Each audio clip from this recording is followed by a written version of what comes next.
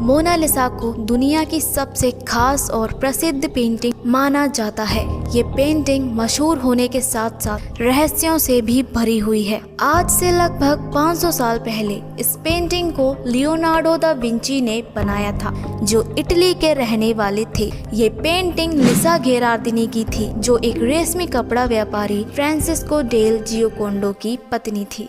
कहते हैं कि ये तस्वीर फ्रांसिस्को ने अपने नए घर और अपने बेटे के जन्म की खुशी में बनवाई थी। लियोनार्डो ने इस पेंटिंग को सन 1503 में बनाना शुरू किया और इसे पूरा बनाने में उन्हें कई साल लगे थे। कई लोग बताते हैं फ्रांसिस्को एक गरीब व्यापारी था, लेकिन वो ख्वाब बहुत ऊंचे रखता था। वो अपने नए घर की खुशी में अपनी पत्नी की पेंटिंग बनवाना चाहता था। उसने अपने शौक के चलते पेंटिंग तो बनवा ली, लेकिन वो उस पेंटिंग की फीस नहीं चुका पाया। इसलिए लियोनार्डो दा विंची ने पेंटिंग को पूरा नहीं किया था। विंची ने शुरुआत में इस पेंटिंग का नाम ला जियोकोंडो रखा था, लेकिन हालात और समय के साथ साथ इस पेंटिंग का नाम बदलकर मोनालिसा हो गया। सन 1516 में फ्रांस के राजा फ्रांसिस प्रथम ने विंची को फ्रांस आने के लिए इनवाइट किया और तभी विंची इटली से फ्रांस चले गए और मोनालिसा की अधूरी पेंटिंग को अपने साथ ले गए। विंची ने अपने आखिरी 3 साल फ्रांस में गुजारे थे।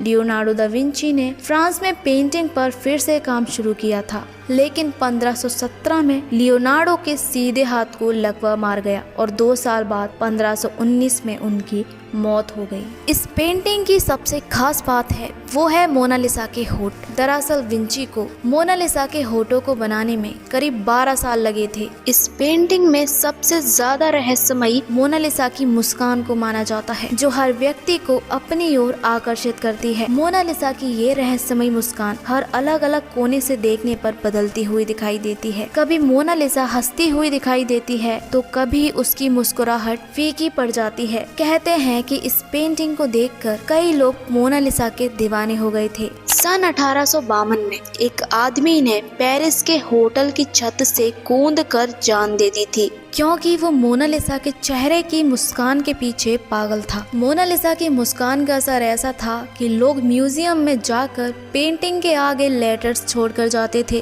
कहते हैं कि दूसरे विश्व युद्ध के दौरान इस पेंटिंग को सुरक्षित रखने के लिए इसे फ्रांस के अलग अलग गांव में छिपा दिया गया था, ताकि ये जर्मन लोगों के हाथ न लग सके। इस पेंटिंग को लोगों ने काफी नुकसान पहुंचाने की कोशिश भी की थी। एक बार एक व्यक्ति ने इसके ऊपर पत्थर फेंका था, जिसकी वजह से इसके हाथों के पास एक स्क्रैच पड़ गया। इतना ही नहीं, एक व्यक्ति ने इस पेंटिंग पर एसिड भी फेंका था। ऐसे ही इस पेंटिंग के साथ बहुत सारी घटनाएं हुई थी। इसलिए इस 500 साल पुरानी पेंटिंग को पेरिस के लूव्रे म्यूजियम में रखा गया है और आज भी लाखों लोग इसे दूर दूर से देखने आते हैं।